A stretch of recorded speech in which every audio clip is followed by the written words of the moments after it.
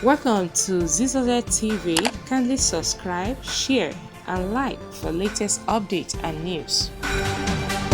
Welcome to Zisodel Mr. President has shown since after he was sworn in, news some decisions as he has it taken breaks may not necessarily and events 100% right, may not, generally but he has shown leadership, so and that's what this country has lacked. just It's press leadership. the subscribe button You are not there notification to play to the gallery, so that you can get to make people to love you. Okay? Nobody does Stay that. glued to the channel. We love you.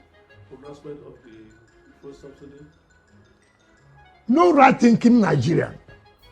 Not right thinking. You see, the problem we have with Labour, with all due respect, when Labour say they're speaking for the masses, who are the masses? For Christ, who are the masses?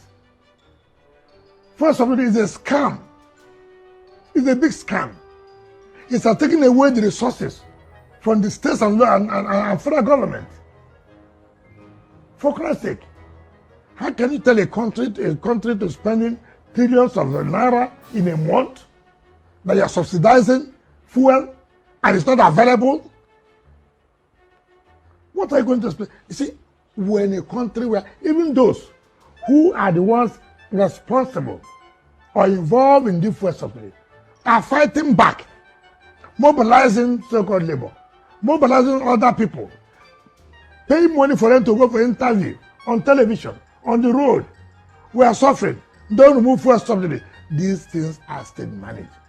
Every Nigerian wants how? I want fuel. It's 10 naira. I can go and buy it. I want electricity.